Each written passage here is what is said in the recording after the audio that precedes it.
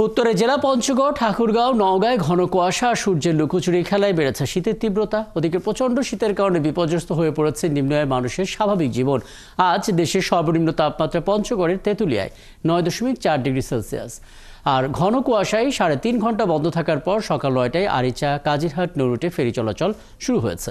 বৃষ্টি এবং শীতের বিশালে পরিস্থিতি অসহনীয় হয়ে উঠেছে বিভিন্ন জেলায়। সাতক্ষীরায় বৃষ্টির ফোঁটার মতো পড়ছে ঘন কুয়াশা। বাগেরহাটে বৃষ্টির কারণে ভোগান্তিতে পড়েন জরুরি কাজ এবং জীবিকার প্রয়োজনে বের হওয়া সাধারণ মানুষ। ঠাকুরগাঁও জেলায় গত 2 দিনের সর্বনিম্ন তাপমাত্রা 12 থেকে 15 ডিগ্রি সেলসিয়াস রেকর্ড করা হয়েছে। ওদিকে ঘন কুয়াশায় ভোর 6:30 থেকে পাটুরিয়া, দৌলতদিয়া এবং আরিচা কাজিরহাট নৌরুটে ফেরি চলাচল বন্ধ করে দেওয়া হয়। এ সময় মাঝ নদীতে আটকে পড়ে 2টি ফেরি। ঘন কুয়াশার প্রকোপ কমে যাওয়ায় সকাল 9:30টায় পাটুরিয়া, দৌলতদিয়ায় এবং সকাল 9টায় আরিচা কাজিরহাট নৌরুটে ফেরি চলাচল স্বাভাবিক হয়। ফেরি চলাচল শুরু হওয়ায় 4টি ঘাটে পারাপারের অপেক্ষায় আটকে থাকা যানবাহনগুলো পারাপার শুরু করেছে।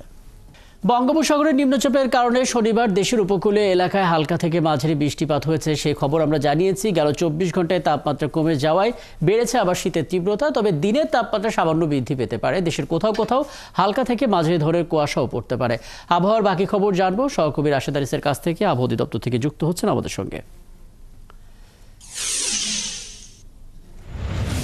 রাশেদ, দুটো বিষয় একটু জানতে চাই। প্রথমত, নিম্নচাপ নিয়ে কি তথ্য আসলে আবহাওয়া অধিদপ্তর দিয়েছে সেটা একটু বলবেন।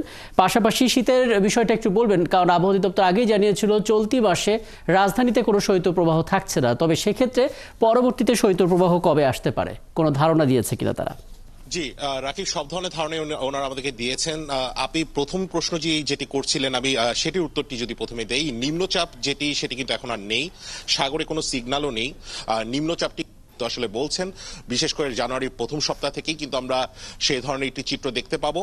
সম্ভাবনা কিন্তু আগামী 2 দিনে নেই।